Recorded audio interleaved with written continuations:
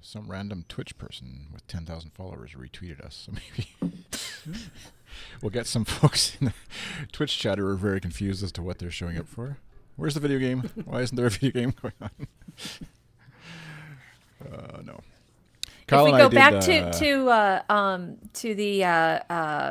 the Wayback Machine, we could get back that U2 video game from the early days of U2.com, where the goal was to have the band avoid the fans. Of course it was. That was the whole thing of the game. Was it a real game? Yeah, it was a real game. Whoa. Matt actually spoke about it at the first U2 confab back in 2009 about how off the band was about audience engagement online, even going back to the earliest days of the internet. Nice. I just think back fondly to that little dirigible you could get that would fly across your screen and spew out all these little all that you can't leave behind suitcases. I had it set for the maximum. I think you could get 5 suitcases at a spew. I wish they did stuff like that again. Oh, good times. Mm-hmm. Do you remember they had that house and it had the different rooms and you could go into each room and hear just like a little clip from each song from All That You Can't Leave Behind?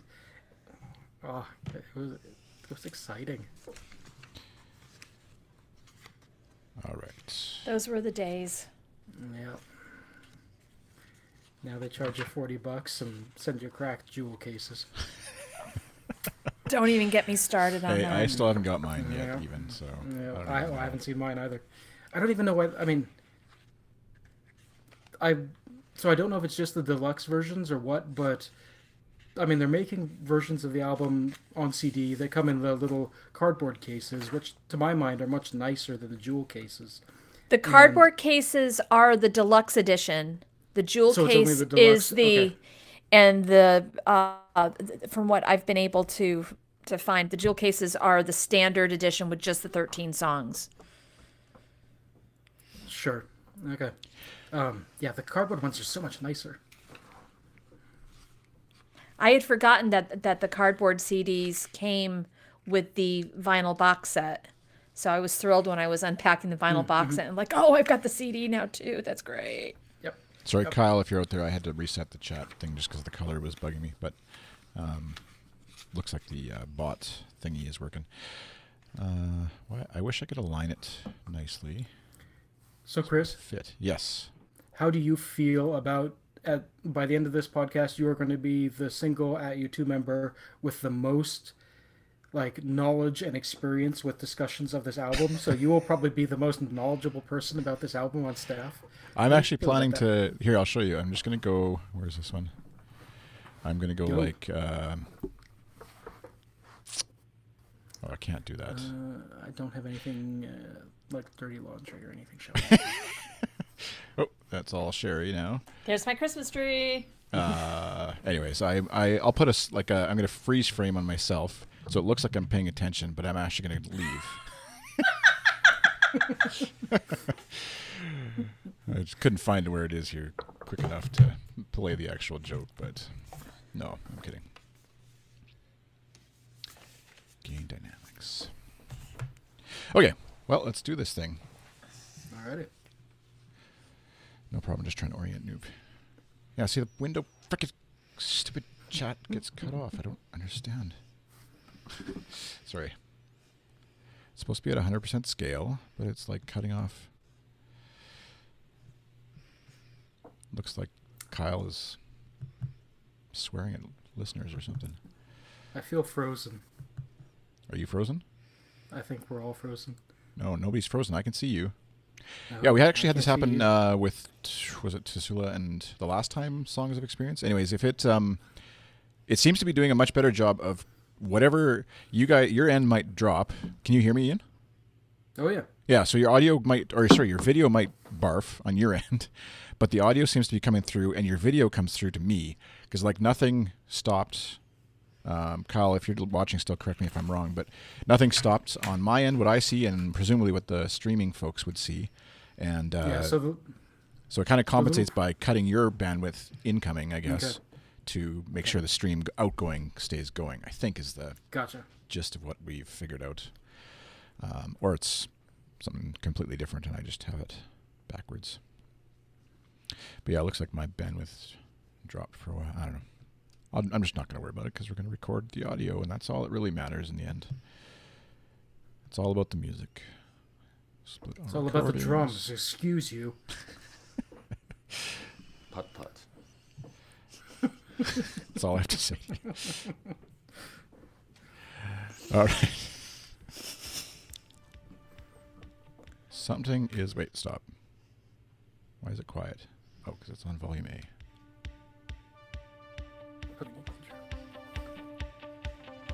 Still really quiet.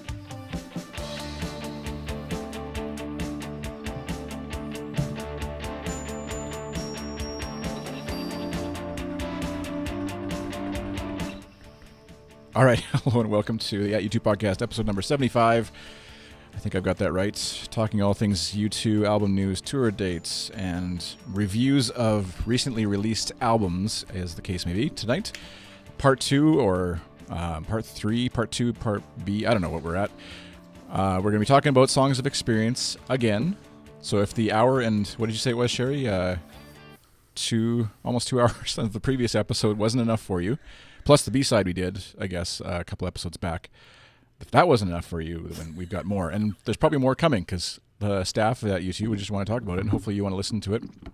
If not, skip ahead maybe to episode 77 when that comes out in the future, and we'll join up with you again there. But I've got on the podcast this episode, I have to my left is Mr. Ian Ryan. Welcome back to the program, Ian. Thank you very much. And Chris, you're the best thing about us. And Sherry, how are you doing? Welcome back. Well, I'm making a spectacle of falling apart, so I guess we're doing okay.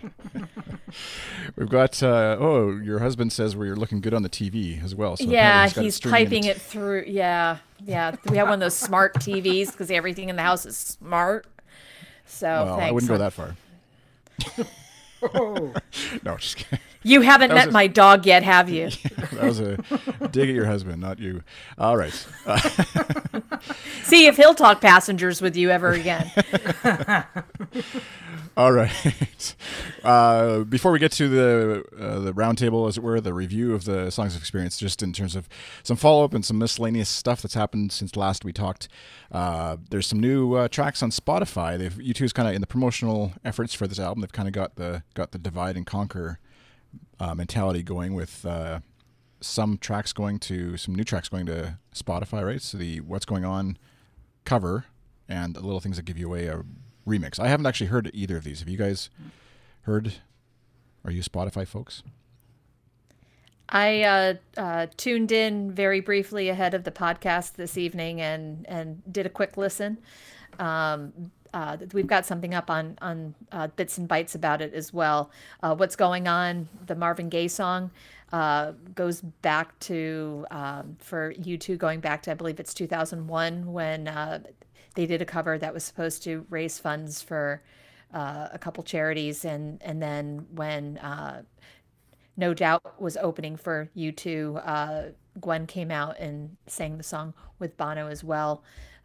So there is a bit of history there. And ironically, I was listening to the Absolute Radio interview with Adam that posted recently. And Adam had said that they were going back to the American music that they really enjoyed for American Soul, talking about Marvin Gaye, about that. So it's kind of interesting to see the crossover as well as the fact that for 2017 and at least in this country, we've all been asking that question, what's been going on? So I think it was a appropriate song for the times. But it's a modern, they would have recently recorded it, or do you think it's an older? Okay, yeah. No, they recorded that along with Little Things at a studio in Neptune Valley, out in California. It's different from the charity single that they released? Yes. Oh, okay. Cool. I haven't had a chance So to it listen looks to it, like you have obviously. some extra work on the lyrics page, Ian. Sorry to give you Yay. homework tonight. Yeah, please report to the principal in the morning. I'll just say for folks who haven't seen it yet, there's the what's it called, liner notes video that's in Apple Music as well. So if you don't subscribe to Apple Music, you can't watch that one. It's unless you brilliant. Oh find my ways. goodness, it is Yeah. brilliant. It is so good. And that's what I was So going to say good. is that it's worth finding ways to watch it if you don't have ways to watch it. That's all I'll say. I don't know what that means, but Well, it's the also internet. not helpful. The liner notes for Songs of Experience harkens back to the good old days of propaganda, where you had like a 3-point font in a color that blended in with the background of the paper. So I'm getting older. I don't know about a lot of other people, but with my astigmatism and with my vision, I could barely read the damn thing. So to be able to have Bono recite the liner notes with the visual provided by Matt Merhane, I think that's how it's pronounced. It's breathtakingly wonderful. It's about 9 minutes and 46 seconds, give or take, and it's time well spent. It's a great experience to listen to Bono express his own liner notes. Yeah.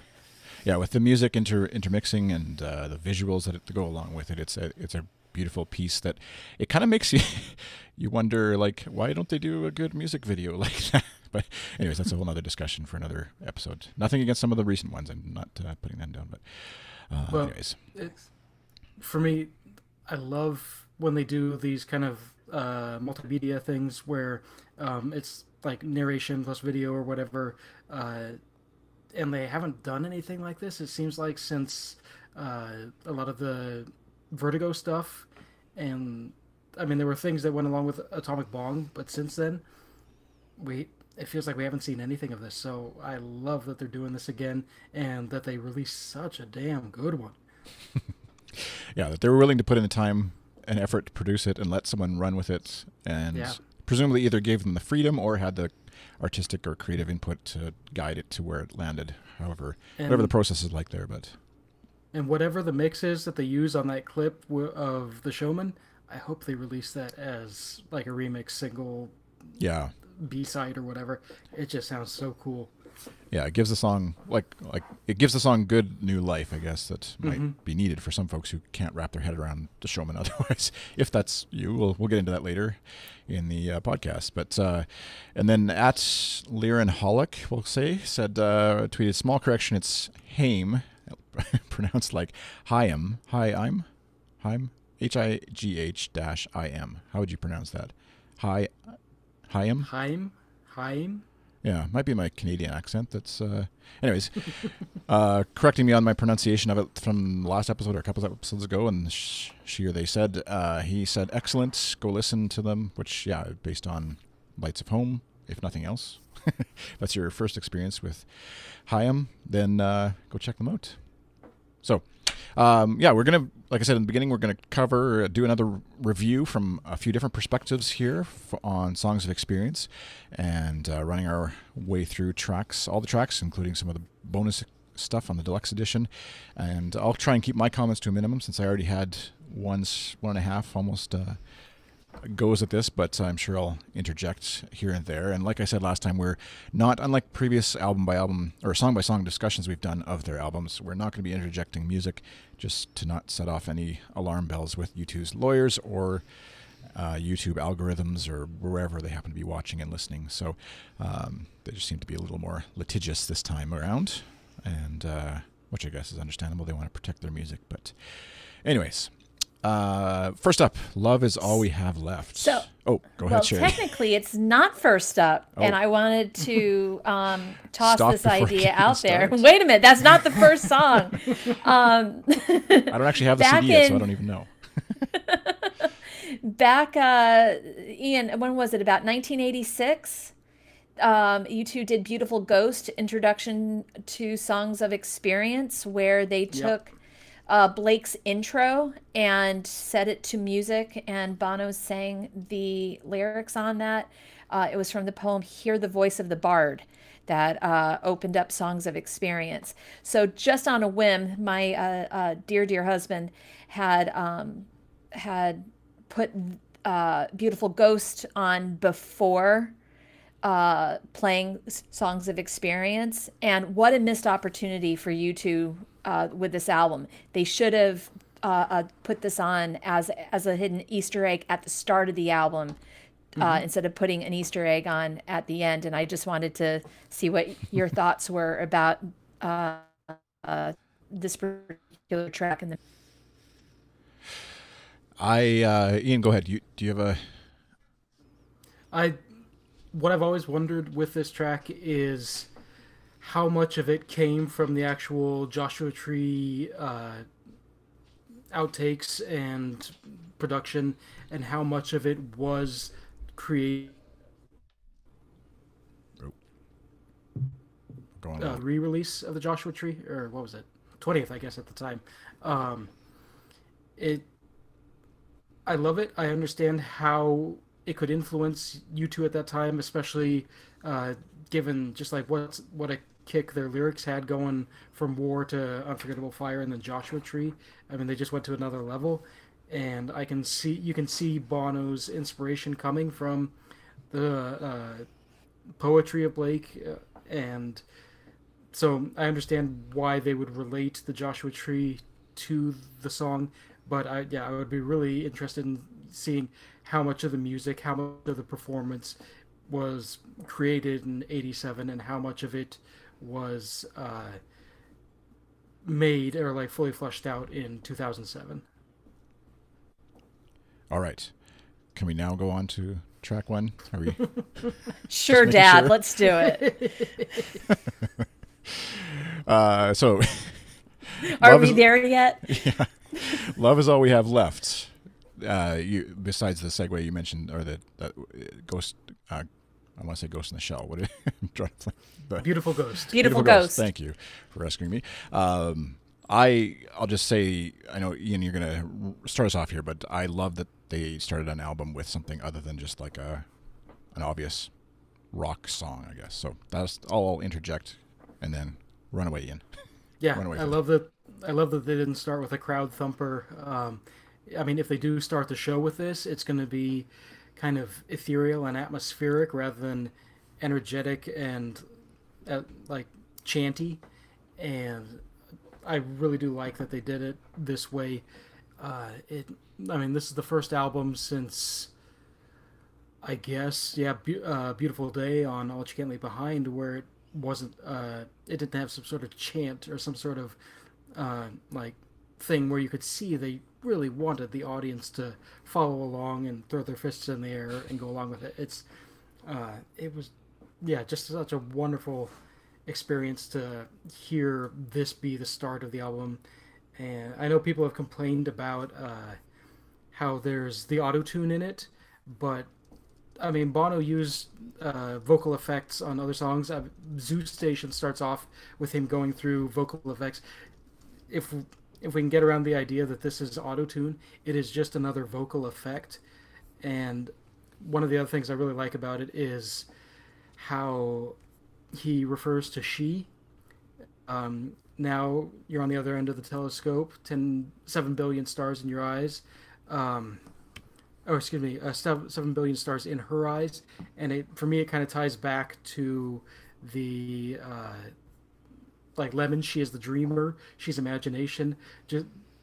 Bono seems to have two she's that he refers to. One is the mysterious ways, kind of Holy Spirit she, but there's also this other kind of up on a pedestal she, and this she that she can do things.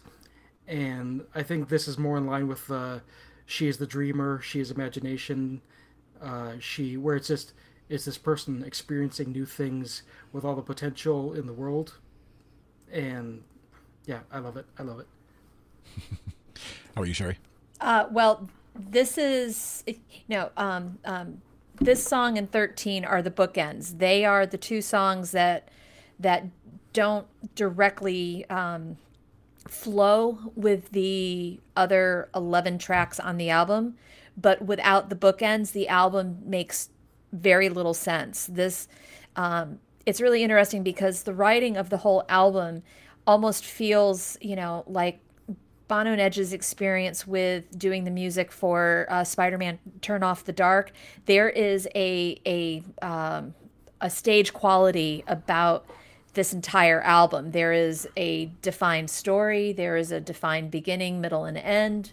Even though there is immortality, there really isn't any kind of an end, and you can get into a very esoteric conversation, which is part of the reason why in my very brief review that the staff gave on ad about the album, I said it is as good, if not better, than Octung Baby, because there are so many different levels, and it starts right here with that auto tune. It is specific. It is venus. It's that I'm not in reality anymore, in Kansas anymore, Toto type of deal.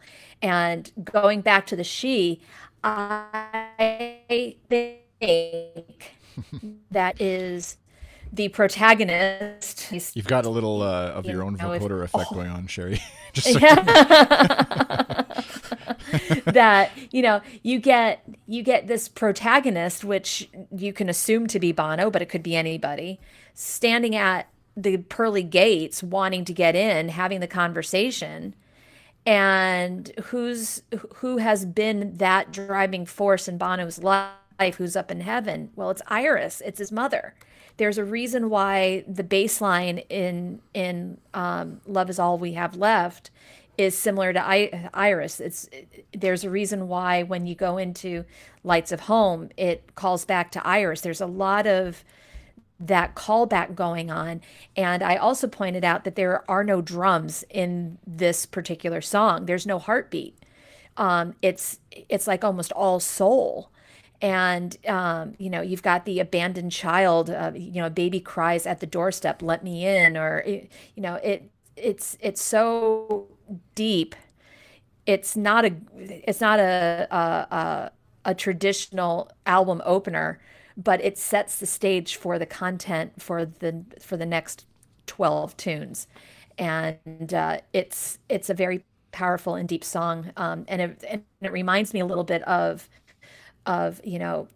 window in the skies. Oh, can't you see what love has done? Well, love is all that we have left. If God is love, then is that all that we have left when you're talking about immortality and the other end of the telescope? That is the most telling line about the 7 billion stars. If you're on Earth looking up at the 7 billion stars, but now you're up in the heavens looking down at the 7 billion souls on this planet. It's just mind blowing. All right, that's the first song. We go ahead. I promised I won't be as long about everything else. I just love that freaking song. Yeah, go ahead, Ian. But that's something I hadn't thought about, because both songs have she, and I hadn't associated "Love's All We Have Left" with Iris, but. Yeah, both songs refer to her or she when they're talking about his mom, and because the idea of looking through a telescope down at Earth and the 7 billion people on the planet. I mean, if he's referring to the unnamed she, and it's not the Holy Spirit, it totally makes sense that it's his mom. I mean, I've been thinking about that and trying to work it out, and that makes total sense. Yeah, it's almost like this. I don't know if feel bad or it sounds not the right way to say it, but to listen to the album without any of the knowing. I was saying this to my wife the other day. If you don't know any of the story, the backstory, the even just the Bono's health scare and stuff that they've referenced, but even that, just any never minding that, anything else about their story, this album feels a little light and not just a lot of love and light and whatever, and sort of U2-y in the positive sense and all that kind of stuff, but if you know the history, oh my goodness, it is chock full of goodness. Yeah. All right. So next song, number 2, Lights of Home. Sherry. Well, Lights of Home. Are we talking about Cedarwood Road, his childhood home? Are we talking about Kalini, his current home? Are we talking about his heavenly home?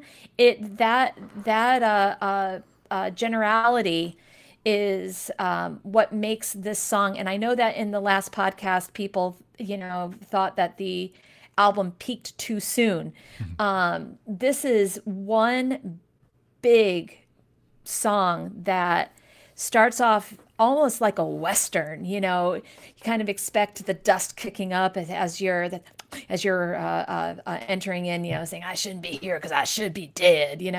It's a good Johnny Cash start with that steel guitar sound and all that.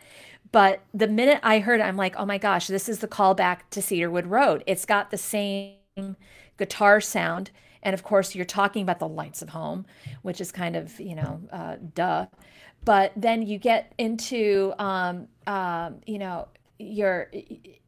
if the eyes are the window to the soul, this is a soul searching song. This is like The Wanderer. This is like Unknown Caller. Hey now, do you know my name? It goes back to Unknown Caller. You've got the obvious callback to Iris at the end with the big angelic chorus, which, going back to the first song, it's as if, his mom's at the gate and she's saying, it's not your time yet, dear. Go back home. We are not ready for you yet. And it is, it's going to be a showstopper.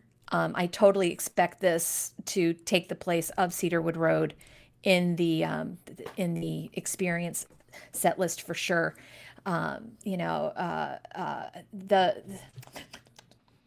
What's the line here? One more road you can't travel with a friend. This is his own journey, and nobody can go there with him except for him. Right. I've always, whenever I've listened to it, I sort of put it in the heavenly sense of, at the gates and about to, if you can't tell me where I'm going, then yeah, that kind of stuff. And that's sort of the reference for me, but it's an interesting angle of, his physical home, the house he goes to, that kind of stuff. How about you, Ian? What's your take on Lights of Home? Yeah, for me, the idea of lights and home always makes me think of a sort of homecoming. And the idea of that song is a wounded soldier who ends up dying, but his or her body gets brought home so they can be buried where they came from. And with this one going off what we know about Bono having a health scare, and in the notes he says he was arrested, which is maybe cardiac arrest or something like that. It feels like it's a sort of homecoming. Like he's the one who saw lights in the distance and was maybe going home. And I really want to see what they do with it live, because they had Bono walking down Cedarwood Road and the double-sided screen for the Innocence and Experience tour. So if this tour he's walking towards a light in the distance or the lights in her eyes or whatever it is, it'll be another opportunity for them to have him walking down the screen and showing just what it's capable of, but in a completely different context. This is one of the songs I'm looking forward the most to seeing live. And I love the temptation that's in there. I mean, this is like his decision. Do I stay or do I go? If I have a choice to stay at this home, or are you going to send me back down to Kalini to Alley? The line, I saw a statue of a gold guitar, the golden calf, the golden cow, the big, do I want what's here? Do I want what I already know? And that decision going back and forth, which home do I want to go back to? Which is why, after having such a heavy song like this, having You're the Best Thing About Me being after it, you need that type of a song coming out of Lights of Home in order to regain your composure and regain your surroundings. Right, which is a natural segue into track 3. I'll just lead off with at jleonard530 tweeted, which, by the way, you can tweet at the podcast using hashtag AskAtU2 on Twitter, and we'll collect that and get it into the show in some form or another, but they asked, why is the best mix of You're the Best Thing About Me, the sci-fi soul mix, the only one not commercially available? In my opinion, they second-guessed themselves into putting the less interesting version on the album. And I forget what I said in the previous episode, so maybe I'll contradict myself as I go through this. Nothing wrong with a little hypocrisy in discussing U2. But I think they went for the radio hits with this one, or a radio-friendly version anyways. Whether it's a hit or not is up to the debate, I guess. But as opposed to putting the sci-fi soul mix on the album. But it's a good point, I think, of keeping with sort of like the more heavenly sounding or whatever. I don't have the mix in front of me right now or in my ears to remember exactly all the differences, but to have, I agree. I remember liking that one more than what I heard at the time when it was released. And now putting in the context of the album would be an interesting sort of mix to have in the space where it occupies. So, but yeah, anything from you folks about You're the Best Thing About Me? I will say I like how Sherry described it as kind of a sorbet to cleanse the palate after Lights of Home. It's the one that like kind of gets rid of all the flavors and allows you to start tasting things again. This album doesn't really have the single standout hit that the past few have either had or have tried to have, and I kind of think it's better for it. I do really like this song, and it's catchy. I was humming it forever, but yeah, it's not the just culture-grabbing song that A Beautiful Day or A Vertigo are.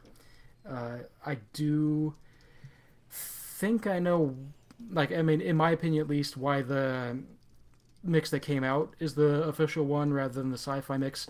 I think the sci-fi mix's verses are a bit too uncatchy. They're not as smooth. I think the chorus of the sci-fi mix is where it really becomes awesome. I think they've got some more harmonies in it, or the harmonies that they have in it have been brought more to the fore so you can hear them better. And I think the choruses sound better, but the verses, yeah, I would say definitely don't sound as good as the single version.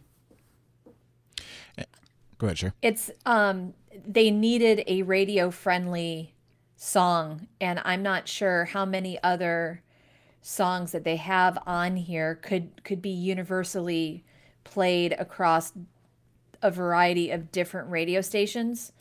So to have this track be the lead single off of the album, as well as the one that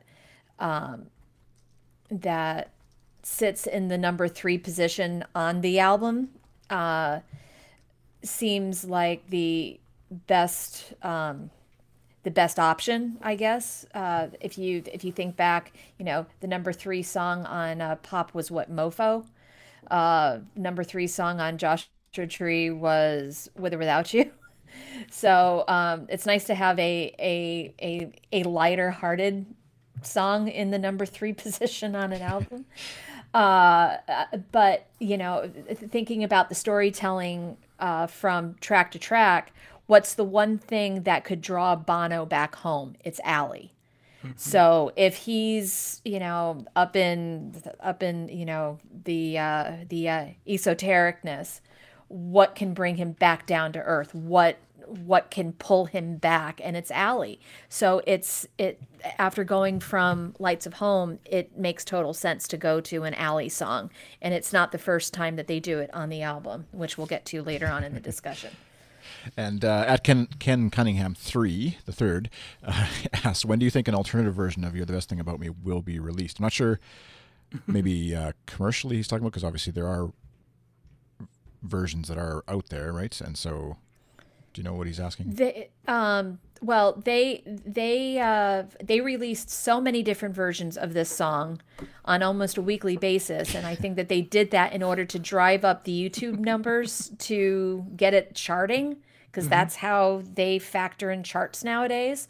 That it was almost comical to say, okay, is it going to be video this week or is it going to be a new remix this week? So I think that they've moved on from this particular track. So I don't know when, or maybe on a a future DVD of bonus material, we might see something like that.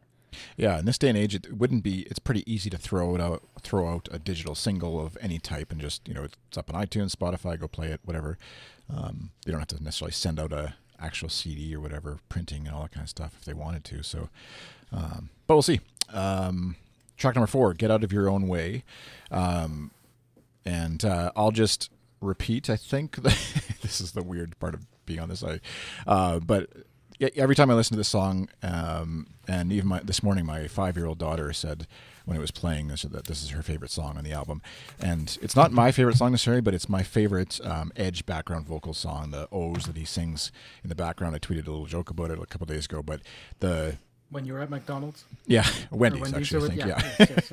But yeah, that Edge is just, I want Edge in the background wherever I'm going, singing those O's along with whatever's happening, and the day will just instantly get better. So, and I think, for me, the song has grown a lot in just hearing it in the different places, especially sort of the acoustic-y versions that they've done in the various promotional venues across this tour, or pre-tour tour, whatever we're calling that, promotional tour, has kind of like revealed what the song has in it, I guess, for me. So who wants to let me get out of my own way and stop talking? This is the two songs, Get Out of Your Own Way and American Soul. This one is like a sing-along 60s flower child, not exactly Kumbaya, but it's like, one of those kind of peace, love, and understanding kinds of songs where, everybody get a guitar and we'll all just sing along to it. Then when you juxtapose it with American Soul, with the 60s psychedelic, Jimi Hendrix, Beatles-esque tune, I can't think of Get Out of Your Own Way without including American Soul. They are two sides of the coin, in my opinion. Steve Stockman, on his Soul Surmise blog, I think he published this today, has a really good write-up with his take on Get Out of Your Own Way. So I would highly recommend folks check that out. But it's about resistance and resilience. That's the whole theme of this particular tune. You've got the it's your fight and to fight back, and it's just an inspirational tune that hopefully gets an earworm in somebody's head to just be humming it along the way as they trip over themselves, as they try to get out of their own way.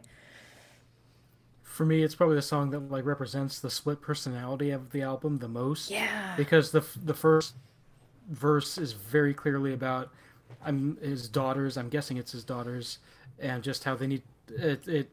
It would help them to be tougher, and it helps them to have how to phrase it, less breakable hearts, and then all the people they need to be careful of. But then the second verse goes into an analysis of what's happened to democracy in the West, and how it needs to get back up, and obviously that ties back into the blackout.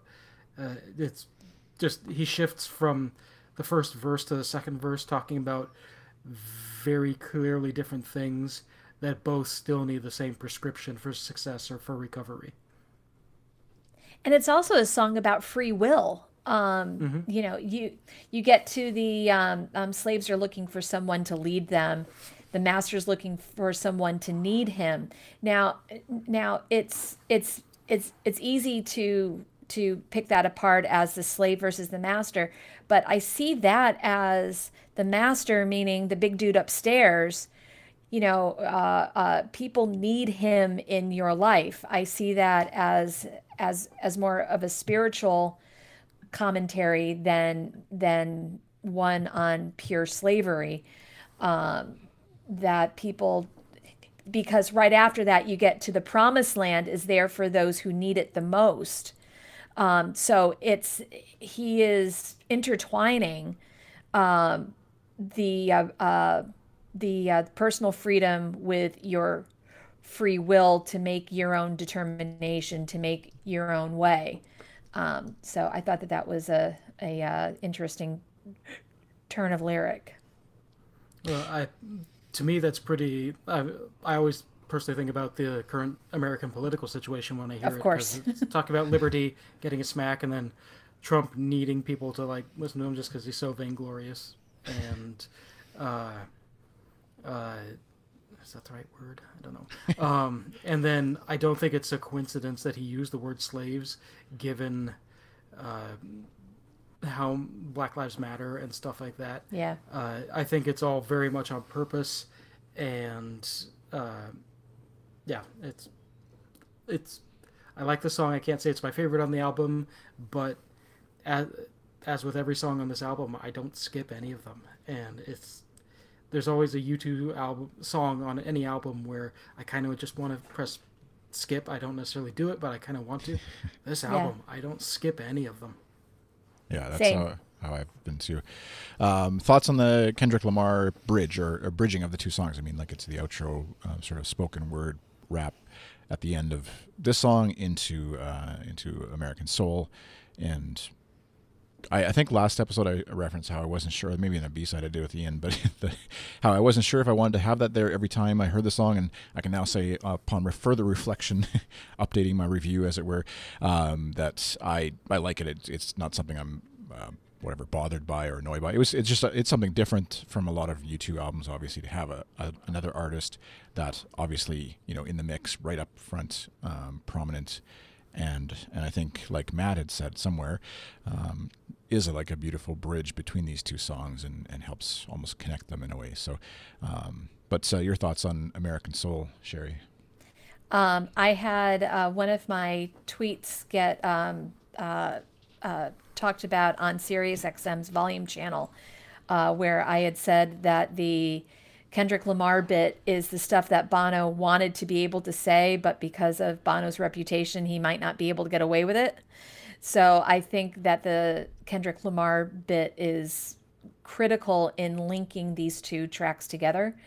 So I'm going to struggle with them not putting these two together live, because that bridge is an important one.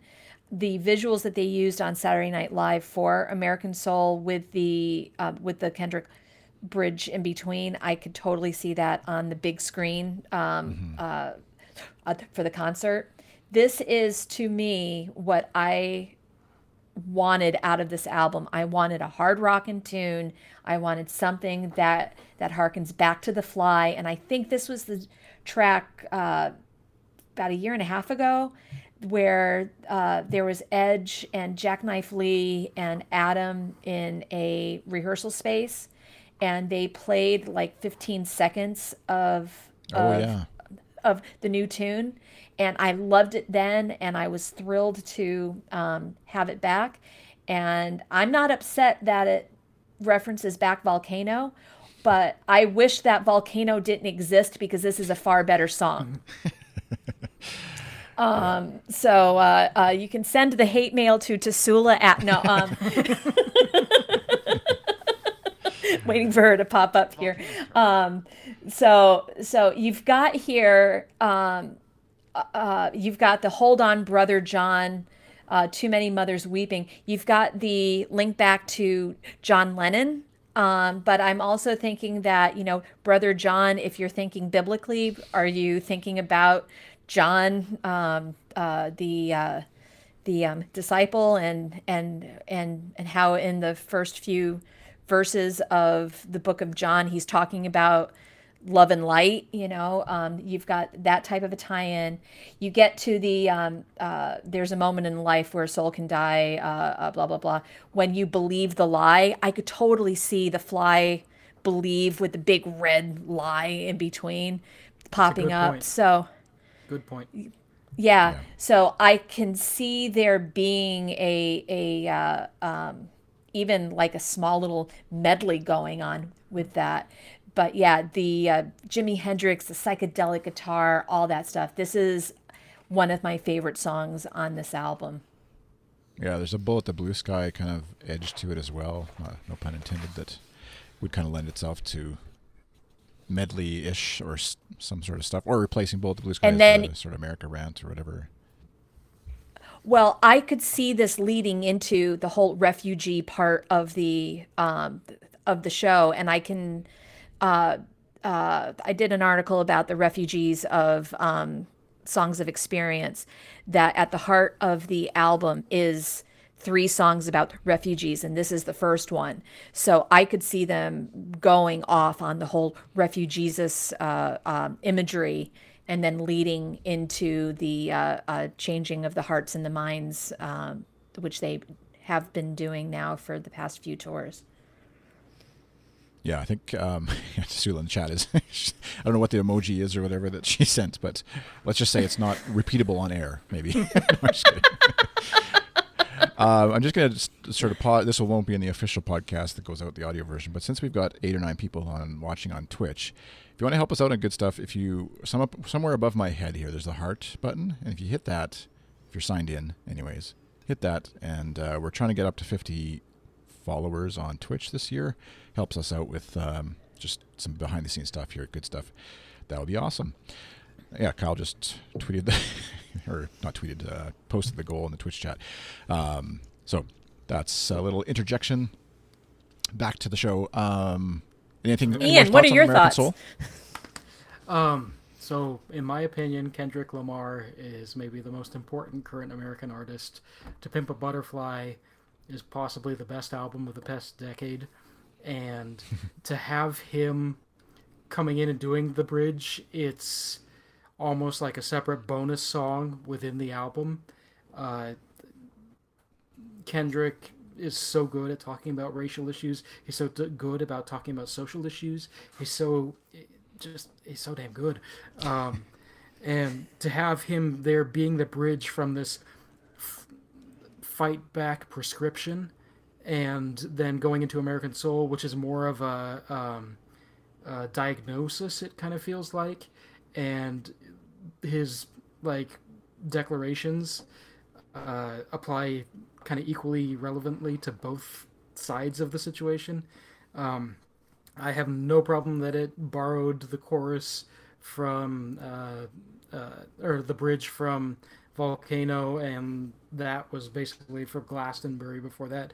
I think it's fascinating to see how they created Glastonbury and then worked with Kendrick and made Volcano, and how that all came together. All those different components formed into American Soul. And I mean, for my mind, it's the best of all of them.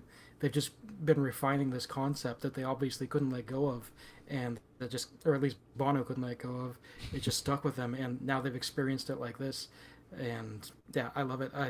It's got that kind of military march feel to it that Larry is so good at. Yeah, it's very get on your boots like, isn't it? Yeah, it's get out in the streets and march in formation, for better or for worse. But it's just got that beat that you want to march to, and I think the lyrics video is awesome. It's one of my favorite tracks on the album. By the way, I wish U2 would sell the T-shirts with that American Soul logo. I would totally buy that. Yeah, it looks cool.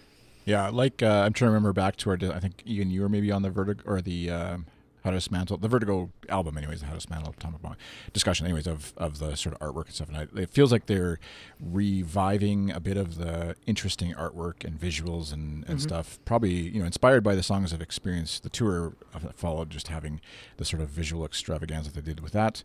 And sort of playing either themselves or letting whoever creatively is working on some of this stuff these days play with this and have a lot of fun, it seems like, with it, and creating like all sorts of stuff that they could be merchandising if Larry was concerned at all about selling more T-shirts.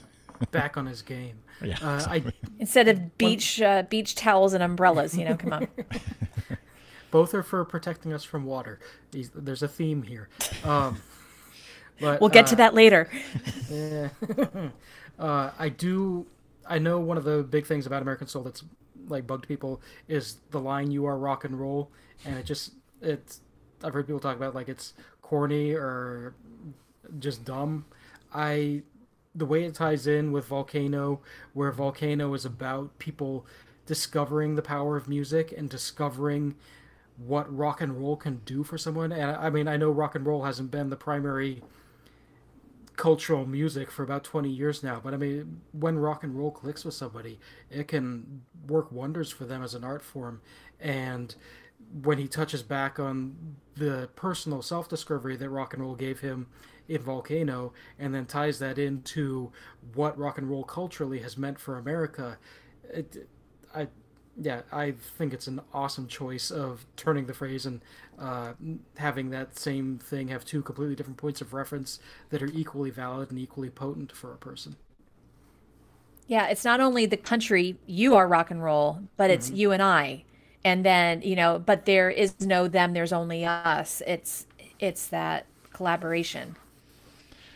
Yeah, and I won't repeat. I brought up the idea of like maybe it's time to move on to other countries and just say Canada would like a song, but I'm sure Australia, including tour. Australia, you've got to go to Australia. Would love a song. Come on. I guess New Zealand had One Tree Hill, so they can't complain too much, and that's a fairly good song. Anyways, the world needs more Canada. Bono said it, but still has yet to write about it. All right, next time. What are they called? Tim Hortons? Or we got Miami. We've got New there's York, more to Canada than Tim Hortons. But he's worked with Danny Lanois. He's worked with Leonard Cohen. Come on, you've got a whole bunch of Canadians who he's worked with. What's more important? Arcade Fire was on. Yeah. All right. Summer of Love, track number 6. I know nobody took this one as a starting point, and I'll, at the risk of repeating myself too much, I love the track now. At first, I was very nervous hearing it. It just didn't feel like a song I could dig with U2, and then I heard the connection to One Republic and stuff, and was like, I'm trying to get to the bottom of that, though. Yeah. Is it? I don't know if we'll ever hear the story. But we finally found out what rock stars smell like. Now I'm onto this one. Whose song is it? Exactly. Yeah. Well, someday we might find out, but go ahead, Ian. This is what producers do. When artists have parts of a song that they know could be a fully fledged song, that's the role of the producer. The producer comes in and sees, how can I tie these things together? And this is entirely supposition on my part, it might be completely inaccurate, but if Tedder came in and saw that they were singing about Syria and talking about the idea of the different coasts and stuff like that, and he thought, and they haven't quite been able to make it into a full, complete song yet, and he thought, well, I've got this song where we talk about the West Coast, and it's got a hook. I mean, that's exactly. Well, then he should have gotten writer's credits. That's the problem. He is on video saying this is a new One Republic song. You've got One Republic performing it. It's something where, if it, I know that this was talked about on the last podcast, well, was it their song, then they gave it to U2, or was it U2's song and they gave it back and they wanted it back and forth? Somebody should have gotten full writing credit besides Bono for lyrics and U2 for music, because quite frankly, it's a collaborative song, and what the One Republic video was almost, the song that U2's claiming is theirs.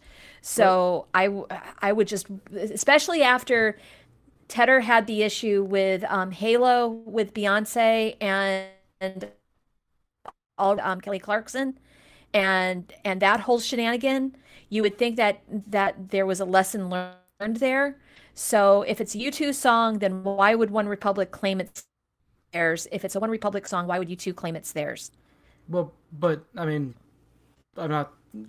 U2, this isn't the first time this has happened with them. I mean, Brian Eno was pretty irritated with them after All That You Can't Leave Behind came out, because he thought that he and Lanois should have had co-songwriting credits, and I think that's why they got co-songwriting credits for No Line on the Horizon, even if they fundamentally hadn't contributed any more to the album than they had on previous albums they'd worked on.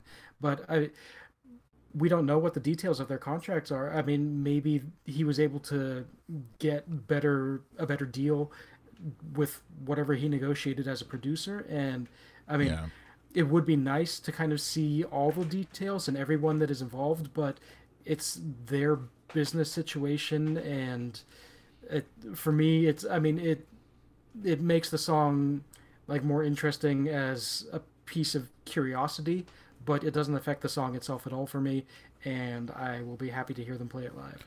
Yeah, because regardless, it's a great hook, and there's that little whatever riff on it, and then it is a beautiful song. This will be a E stage song, wouldn't it? I mean, you could totally see it on the E stage. Yeah.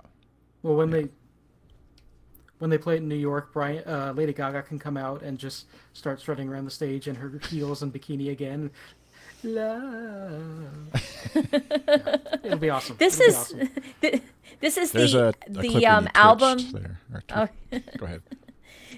This is the album of probably the most elongated vowels in every single song.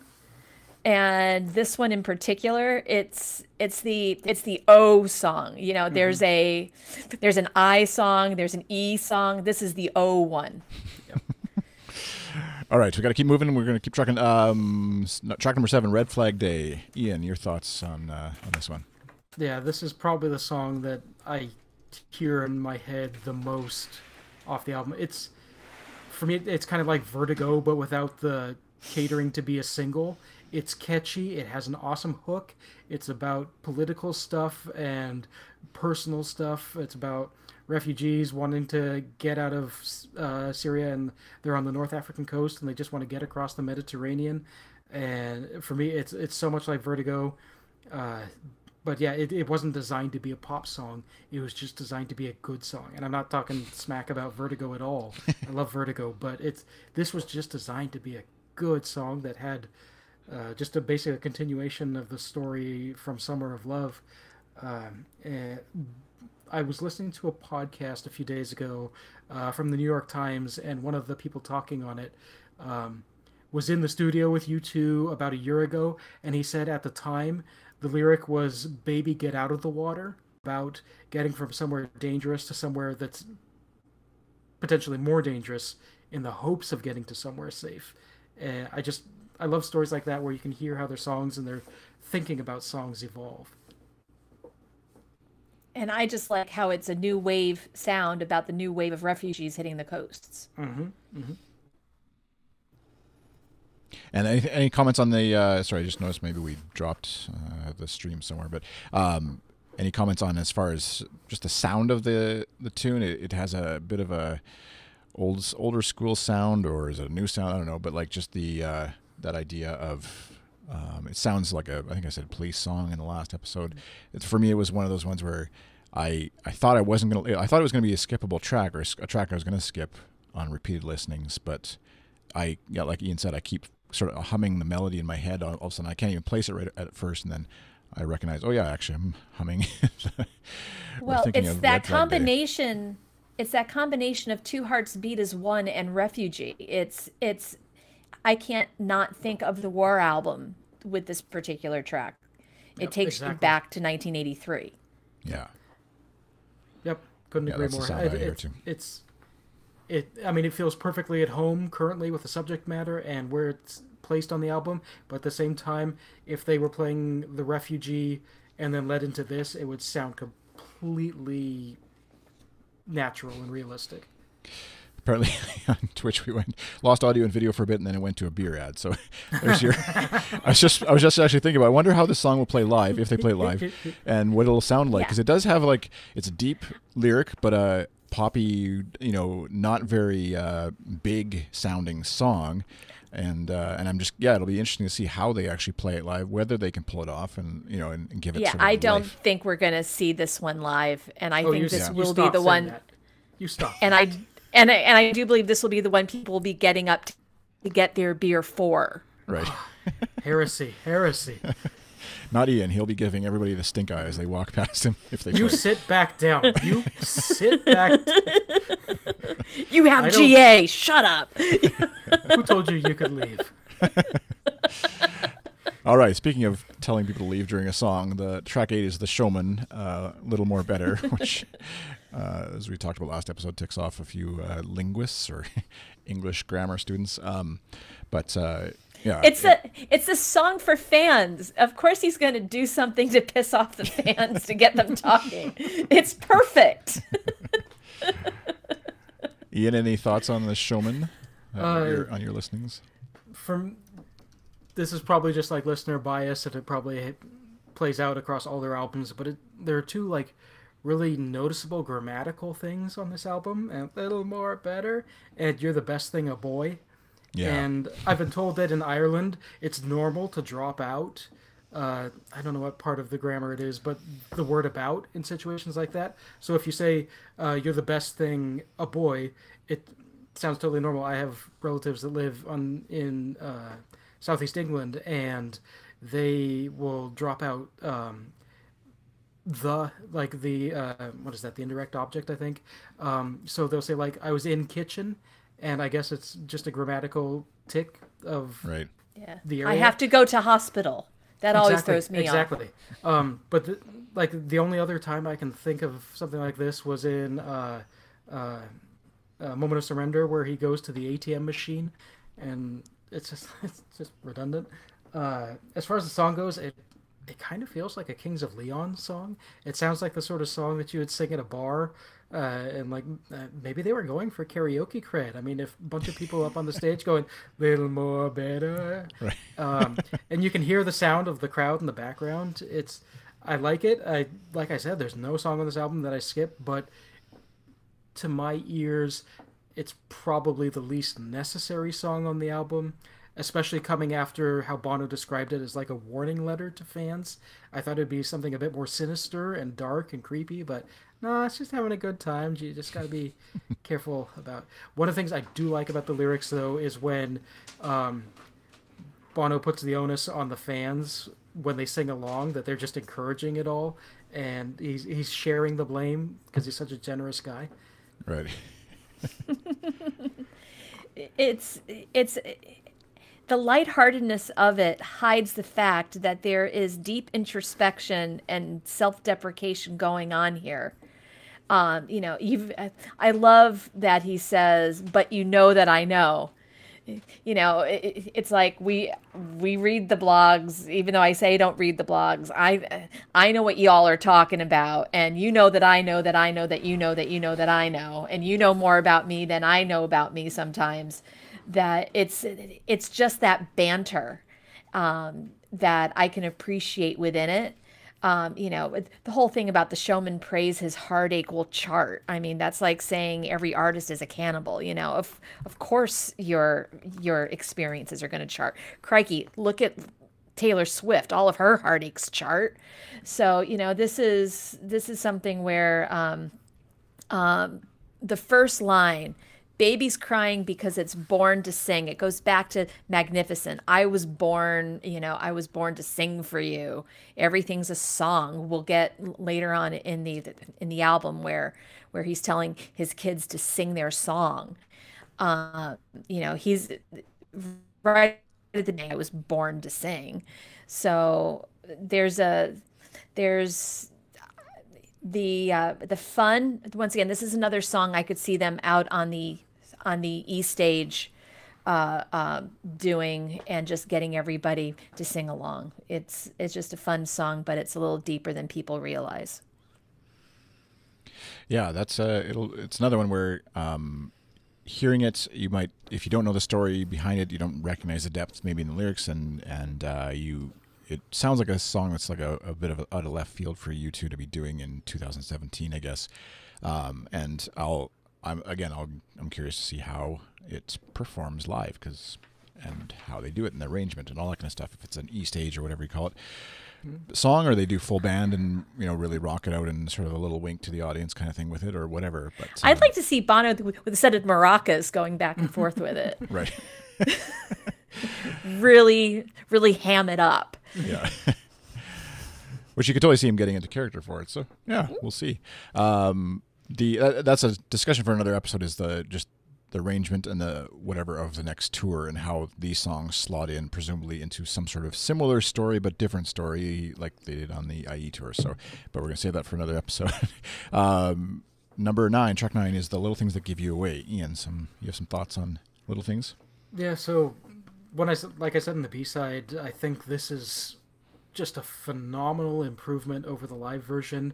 The live version I could really get into it in the second half once Edge starts playing guitar, but the piano parts, they just lost me a little bit. And this, when you hear of Edge's guitar playing, and it just sounds so beautiful. I mean, it's Edge in It's that good. like zone. Yeah, yeah. It's well, he just hits those like chimey, ethereal sounds sometimes that like it reminds me of a pop song, and just how yeah, I don't. It's the atmosphere it creates. I really love it. And recently, I think I was maybe in the liner notes, but I realized that it wasn't about like a jilted lover or someone who is betrayed by a family member. It's Bono talking to himself. Yeah, it's Bono innocence. talking to Paul. Yeah, it's innocence versus experience. It's just the loudmouth on the stairs who didn't notice I was there because you were talking at me, not to me. You were high above the storm, and it's just it's someone with the experience saying to someone with the innocence, "I see what you're doing. I understand it, but it might bite you in the rear." And let's see, what did I? There was shoot.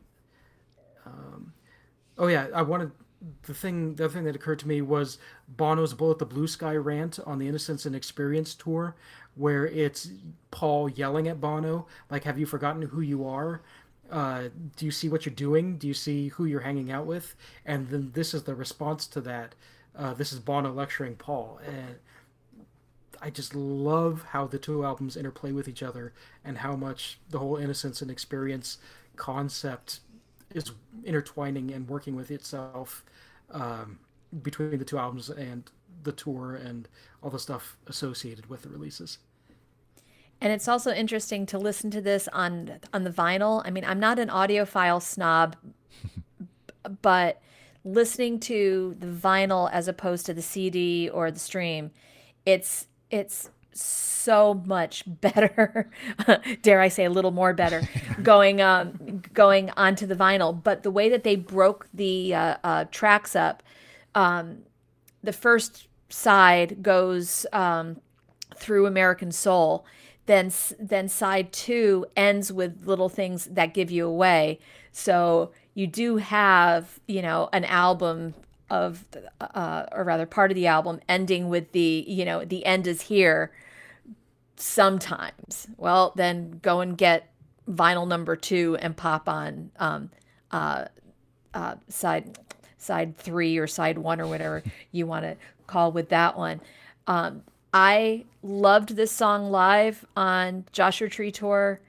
I thought it needed context within the realm of the album. Now that you've got that context with the storytelling that's going on, it's absolutely brilliant. And I am so happy to have Landlady follow this particular one, because once again, you're going from a very introspective song of that inner battle between Bono versus Paul now at this point, to once again Allie coming in and breaking up the fight, so that's our transition to the next track. Which it's going back to the what we were talking about with the liner video and hearing. So I many U2 fans, I'm sure, read the liner notes on the CD or the digital copy, wherever you got it. But hearing the Bono read it, the description of Landlady, I think gave me a renewed appreciation or a new appreciation for the song in a way that kind of helped me get over the Landlady as a lyric and a chorus or a song name. But yeah, and at U2 War 40 said, "Will the song Landlady be another one of U2's gems that will go unplayed live?" Which I don't know. I think this one has a potential to be on there somewhere, but maybe, I don't know. What your guys' thoughts on Landlady? If you're still there. I see it being performed live. I see him using this to do another shout out to Allie, in the same way that he sort of did it with on the 2015 tour.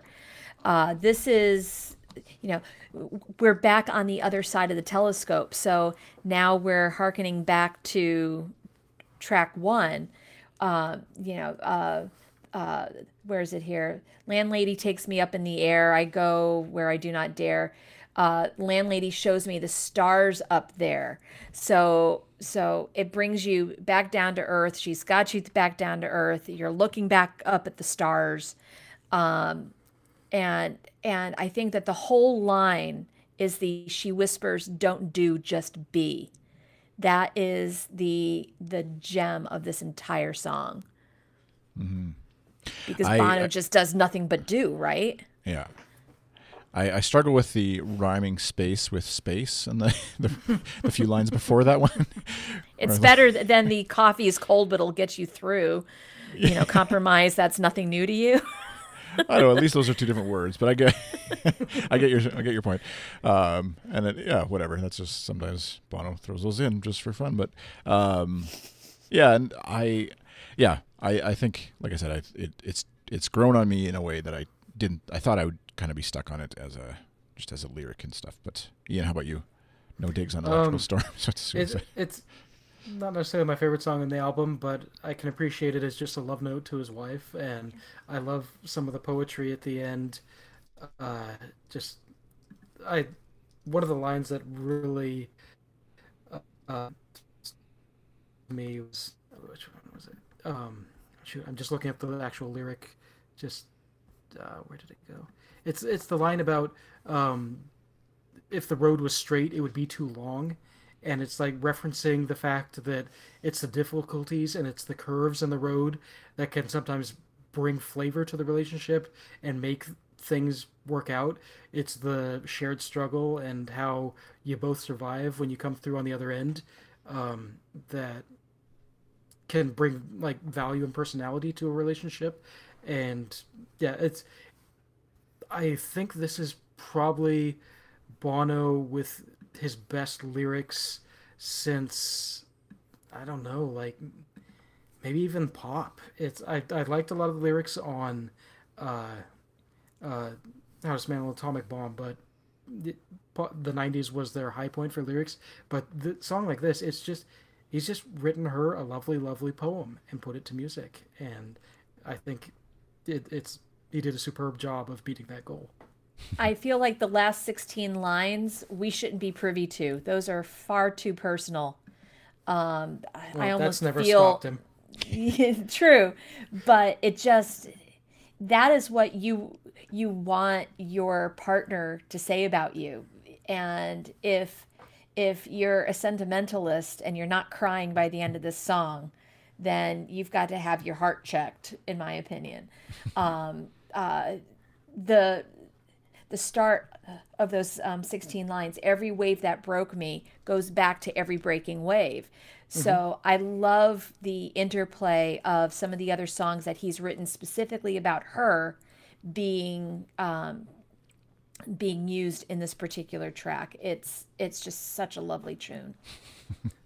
Sula in the chat said I need my heart checked apparently, so she's still stuck on Landlady or other whatever stuff. That's for me too. It's in between somewhere in there, but you can definitely, again, like hearing it in Bono's words, a spoken word version of this or whatever would be even more powerful, I think. Or you know, if she's in concert or at the concert or whatever with him one time or something like that and sings it to her or whatever, that definitely takes on an extra meaning that isn't there in the sort of same way. Like the Sweetest Thing is kind of just light and poppy, where this is much deeper, I guess. And so yeah, well, it's a song by an older man who has had a much longer relationship with the person, right? Yeah, they've been around a lot more of those curves in the road. Yeah, it's the journey, not the destination, is always where are we here? Number 11, The Blackout is what follows. And Ian, do you want to go here? Sure. So first thing I want to say is I will defend the rhymes in this song, like the name rhymes, because they're not necessary. They are there simply as to be playful. Because Flat on Its Back, Jack, and shoot, I should have opened. Earthquakes always happen when you're in bed, Fred. Yeah, but Fred, Ned, Zach, and Jack. Yeah. Yeah, but the Ned and Fred don't need to be there. They're just there to be playful. I also heard someone say that those are names that are referenced in Songs of Innocence and Experience by Blake, and so I think just adds a bit of the obvious influence that the band have taken from those poems to the song. As far as the song itself goes, I haven't gotten tired of it at all. It was the first song we heard, and I've been listening to it as much as any song besides maybe Red Flag Day. And Adam's bass just is so good in it. Yeah. He just moves the song along, and it's a prime example of how when people talk bad about like their current work, they're better musicians than they've ever been.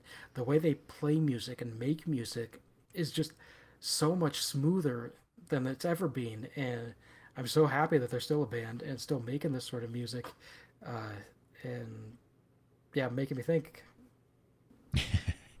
Yeah, they haven't. The dinosaur is still walking the earth. Yeah, So yeah, never doesn't know why. yeah. How about you, Sherry? Any thoughts on the Blackout? I see them opening the show with this. You had Miracle of Joey Ramone with the big light bulb lit, and with the light bulb imagery at the start of Innocence. I could see them beginning with the blackout. I would love it if they started out inside the screen and the screen lifted and it's the four of them in their four different positions type of deal. But I know that that's a whole nother discussion. This is one of those songs that can get everybody fist pumping, singing along. And it the whole notion of the lights going out as you're getting through this journey that nobody else can be on with you on this retelling of your life at the pearly gates type of deal, that you don't know when those lights are going to go out. You don't know what will happen. So to have this be this deep into the album is also an interesting way of the storytelling where you're not quite done yet. The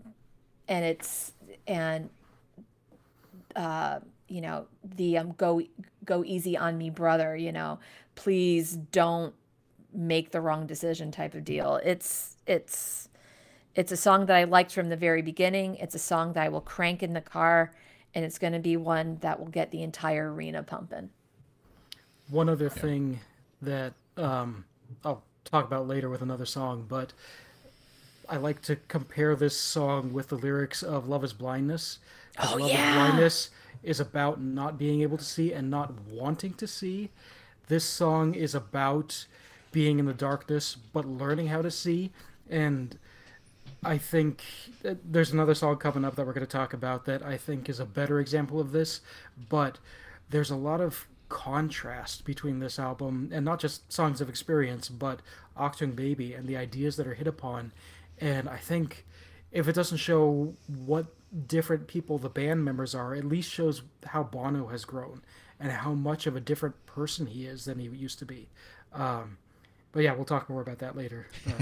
Yeah, it's the idea of very specifically saying you are learning how to see even when you can't, versus you don't want to see, you are actively not seeing. I don't think that can be ignored. Well, right. You don't need eyes to see, but you need vision, right? We're gonna keep moving because I know I think you two could do what, a 2-3 episode arc on each song, maybe, or yeah, pretty much. Which I think is. I'm teasing you guys, but I think that's what I love about U2 as a band and lyrically and musically and stuff is there's a surface layer that you can just enjoy them as a rock song like this song, and just like, who cares, it's a kick butt rock song, but there's a whole bunch of depth to it if you want to find it there. So hopefully that's what we're opening up and unearthing for some folks who maybe haven't bothered or haven't been curious up to this point. But let's keep moving. So number 12 is Love is Bigger Than Anything in Its Way. Ian. So this is probably the simplest song on the album. The lyrics are just so simple, but at the same time, it's one of the songs I've pondered the most, and probably after Red Flag Day, it's probably the song I hear myself singing the most. Um, there's just so much I want to hit on it. So one of the things that this album has made me think about is how the lyrics for No Line on the Horizon kind of feel like a rehearsal for the lyrics of this album. Just when Bono's singing out, getting out from under the bed on stand-up comedy, it's him talking about not being self-absorbed and stuff like that. But when he's singing "Get Out from Under the Bed" on this album, he's singing about, hey, you had a health scare. You can't stay in bed forever. In order to recover, you actually need to get out. It's taking the conceptual, playful lyric from No Line and making it into a real life lesson to be taken from this album. When Bono is screaming, "Let me in the sound," um, on No Line on the Horizon, in Get on Your Boots and Fez, uh, it's it's supposed to be like a call to the music or stuff like that, but this song is genuinely make a joyful noise unto the Lord. This song is about singing for the joy of sound and song and making your life into a song. And the lyrics are really simple in the way he conveys it, but if you just want to take it at its basic, most sincere meaning, it's just an awesome idea. Just Carpenters, but it's there. And then the other thing, this song to me is it. So if our assumptions are correct, and he did have a health scare, some sort of heart problem or whatever, going off the liner notes and what he has said in interviews, this song sounds to me like it's the lesson that he learned from it. Just be yourself, sing yourself. That the bridge where, let's see, what does he say? If the moonlight caught you crying in that part? Caught you crying on Killarney Bay. Just sing your song. Let your song be sung. If you listen to the words that the silence say, you think you're done. You've just begun. It's the lesson he took from however close to death he got, and just he's taking it back with it, and he's just saying, make a joyful noise. For me, if All That You Can't Leave Behind is about the death of your parents, this is a song about your death, and Bono was able to dodge that a bit, and this is what we're getting from it. Yeah. Any I was waiting for anything from Sherry. I was amazed just how short the lyrics are. Just when I look compared to, I've been looking as we're talking, and just like in my mind, like I sing along and you whatever, but how few words actually are in this song compared to previous songs or whatever. But it feels like a song that has a lot of depth, and it is that unbridled optimism and positivity, I think, that kind of infuses this song in a way that makes it hard to ignore.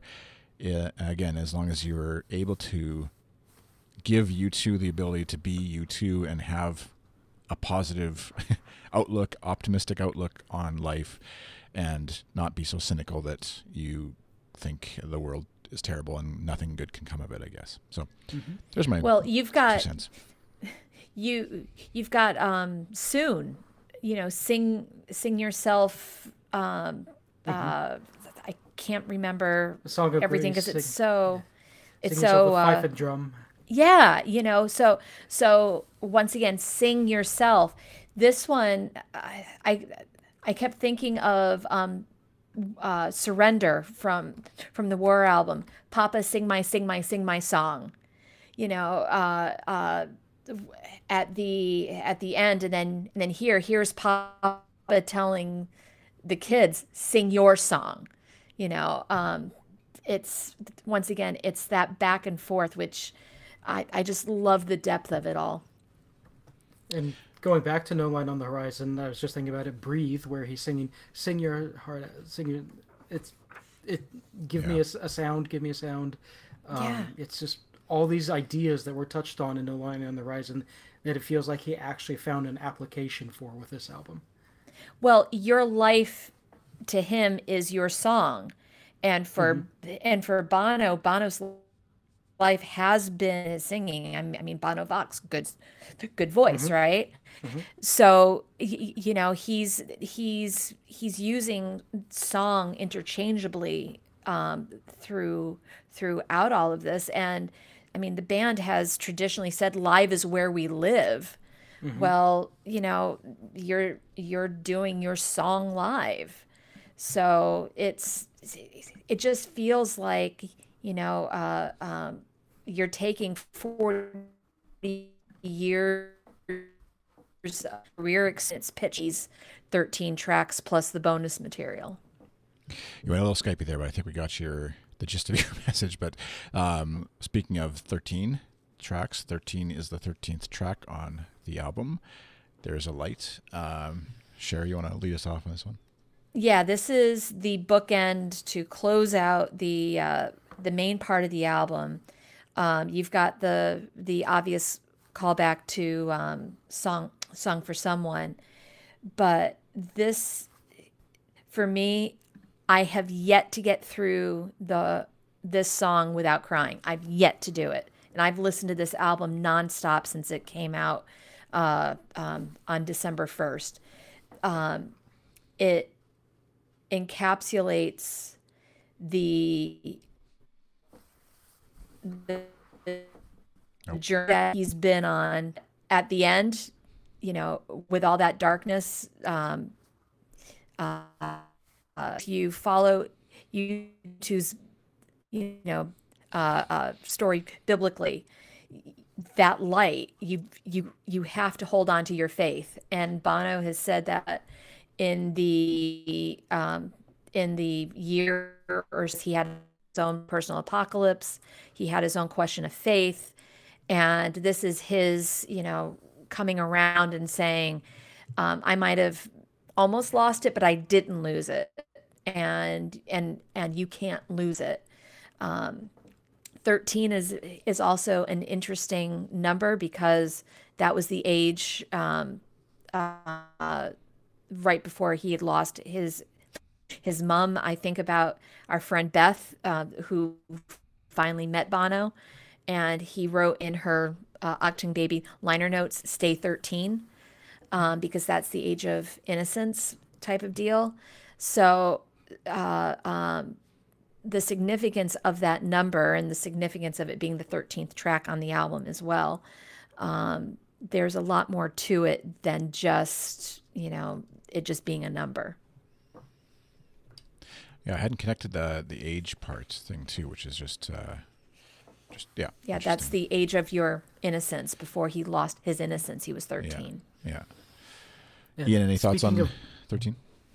Well, speaking of Beth, I forgot to say something about Love is Bigger Than Anything in Its Way. We'll get back to that. But I like the use of that chorus so much more in 13 than I do in Song for Someone. It's just, it didn't, I don't want to say it didn't feel sincere in Song for Someone, but it just feels so much more sincere in 13. And I don't know if that speaks well or ill, because Song for Someone was a song about Ali / one of his sons / whoever, but this song he's singing it to himself. This is a song for someone like me, and I guess you could apply that to his sons or his children if he expects them to grow up in a similar situation. But it's turning it back on himself and like giving himself some lessons, and there's just something about it that just makes it feel just, yeah, it definitely affects me a heck of a lot more than Song for Someone. But at the same time, I'm glad they're both in existence as contrasts to each other.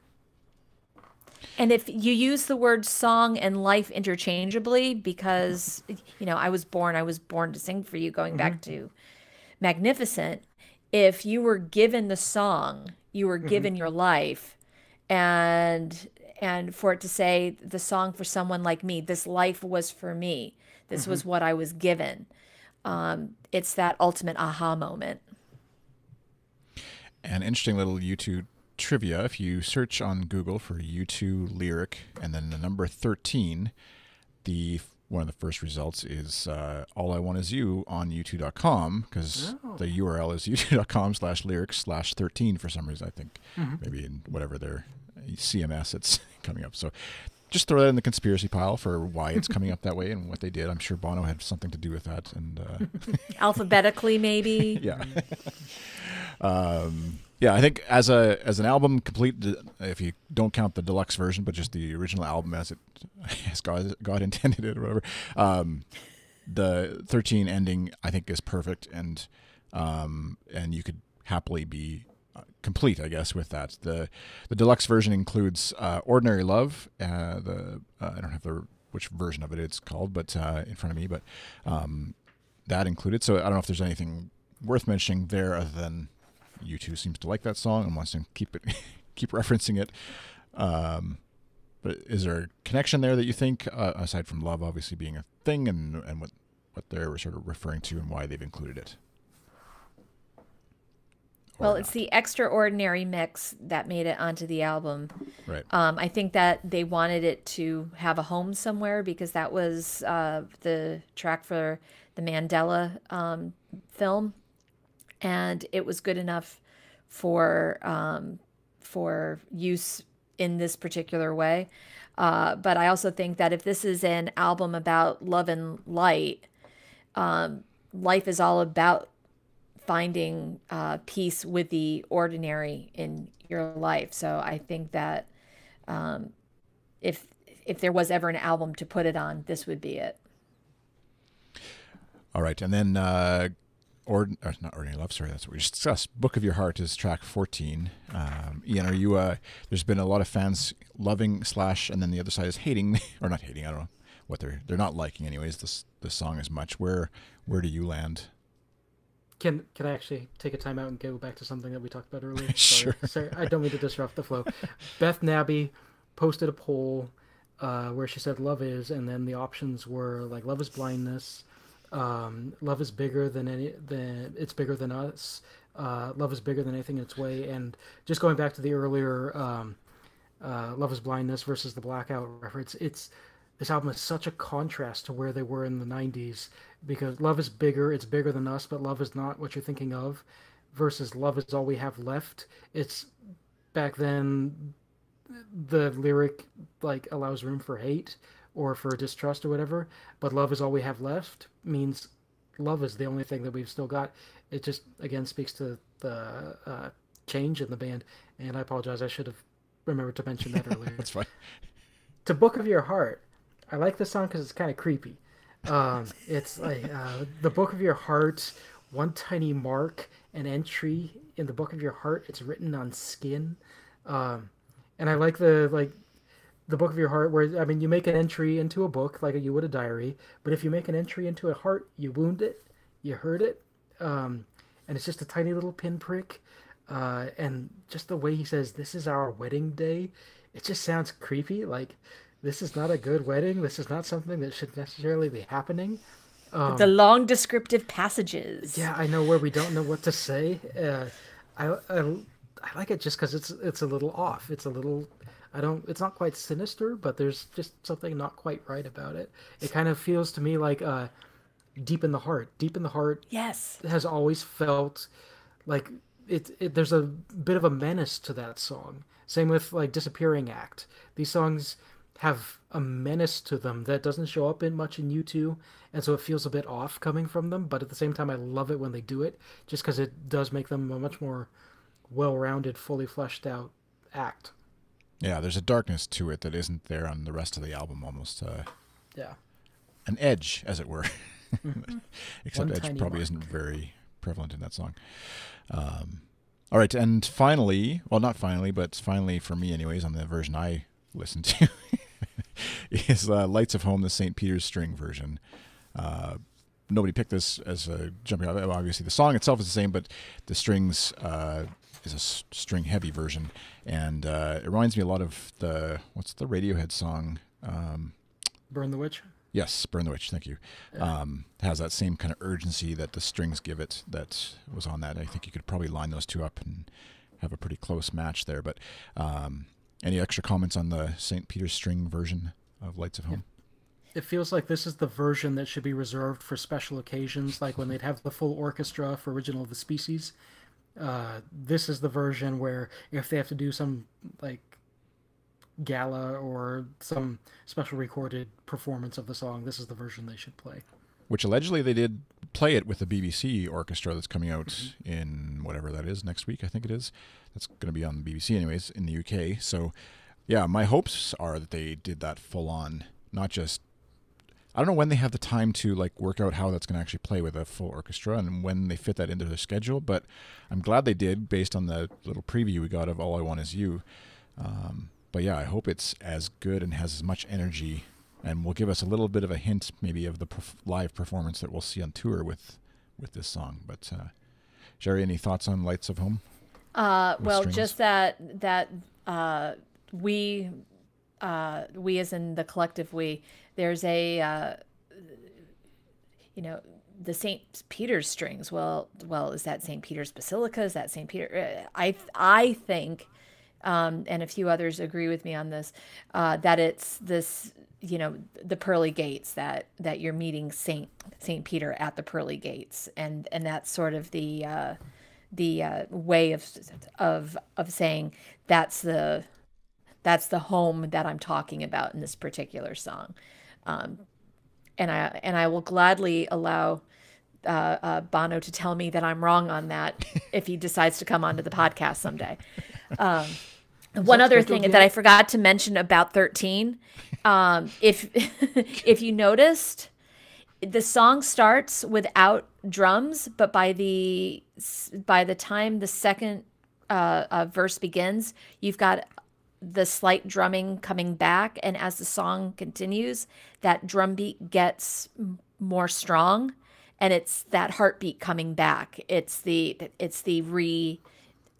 re-entry back into life. That's how I've taken it to be. Yeah, I hadn't thought about that, but that makes perfect sense.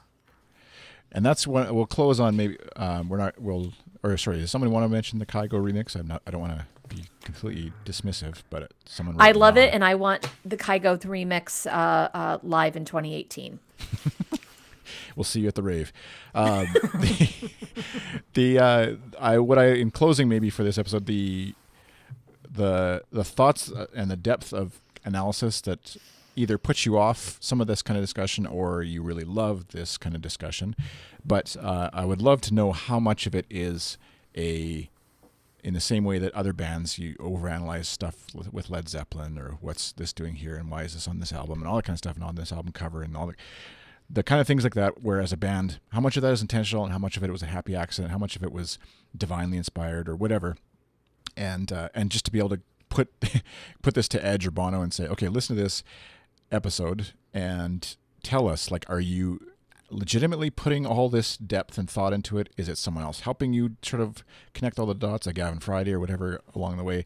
Or, was it a happy accident? And I like to think it's somewhere in the middle of all of that, where there's legitimate plans on stuff. There's some stuff that kind of just worked out really well, like the heartbeat thing, like you were just saying, Sherry. Like, that could be very intentional, or it could just be the way the songs kind of lined up, and then we read into it way more than they ever intended, because maybe it was just Ryan Tedder was trying to finish the mix, and he's like, oh, drums will be good. Let's put some drums on. But that's what I hope folks love about a podcast like this. If you're listening to a podcast about U2, hopefully you love going a bit deeper and thinking and giving them maybe more mythology than they deserve sometimes, but also learning some new stuff about their mythology. So any closing thoughts on Songs of Experience before we wrap up? You're out of words. Go ahead, Ian. I think I said it last time, but I don't know that it's going to be ever my favorite album, or even maybe one of my top 3 favorite albums. But as far as their important albums, the albums that are just their massive touchstones, for me, it is going to be Joshua Tree, Octung Baby, All That You Can't Leave Behind, Songs of Experience. There's so much to digest of this album, and it hasn't been a resurgence for them at the same level that like Octung Baby or All That You Can't Leave Behind was, but it feels like they're running at full steam again, and I really enjoy that feeling. Sherry? It's their finest work since Octung Baby, and on any given day, I think it's better than Octung Baby. So I look forward to seeing everybody in 2018 and having that debate. I'm really looking forward to having that chat with people. Get that on a T-shirt and wear that to the concert. There you go. See what happens. It makes me excited or interested to see if they do some sort of anniversary thing around Actung, and because I would love to see the level of production quality and stuff. Not that Actung sounded great for the time, but to have some of the extra production value that has gone into this record, revisiting Actung now would be a lot of fun, I think. But Kyle Dog Burp, sorry. In chat says, I don't think that matters in regards to the art, intentionality or not. Music and art is interpretive and subjective. The meaning we get from it is way more important than the meaning they intended, which I think is a great way of closing and summing up all that we have talked about. And I'm, for one, I'm going to go back and listen to No Line on the Horizon, thanks to Ian, which I don't think I've listened to in a long time. So that'll be my self-assigned homework. And we'll be back on the podcast. There'll be one more review of sorts. It'll be with some different folks you haven't heard yet, different accents you haven't heard yet on reviewing songs of experience, and that'll be the next episode. And then one more before the year closes out, I think, is sort of the plan. We're going to do a little bit of a Christmas party, holiday at U2 holiday party, eggnog provided sort of, as long as you bring it, and discussing the year that was in U2 in 2017, and things to look forward to in the new year. So, Ian, where can folks find you if they want to disagree or not with you on Twitter about Songs of Experience? I'm at Ian P, just the letter, not fully spelled out. Ian P. Ryan. And Sherry, how about you? At U2.com, Sherry, as always. And I'm iChris on Twitter. And you can follow at U2, twitter.com/ATU2, facebook.com/ATU2com, instagram.com/ATU2com, and of course, ATU2.com is the website. And we will. Kyle just said like the veggie. I'm not sure. I don't get the reference. Anyways, sorry, I should look at the chat room when I'm trying to close out a show. Thank you all for listening, and we'll see you again next time. If you feel like you're so inclined on the iTunes Store or the Google Play Store, wherever you happen to be in the world that you're listening to this podcast, you want to give us a rating, a review, helps get the word out about the show. Our biggest competition, I think, is that other U2 show, You Talking U2 to Me, which is somewhere way above us in terms of downloads, and it's not a competition really, but... They're famous actors. We're just volunteers and soccer moms. Come on now. Chris, if we maybe diverge them to more little mini shows throughout these podcasts, maybe we'd do better. You mean 2-hour epic operas about an album aren't what the people want?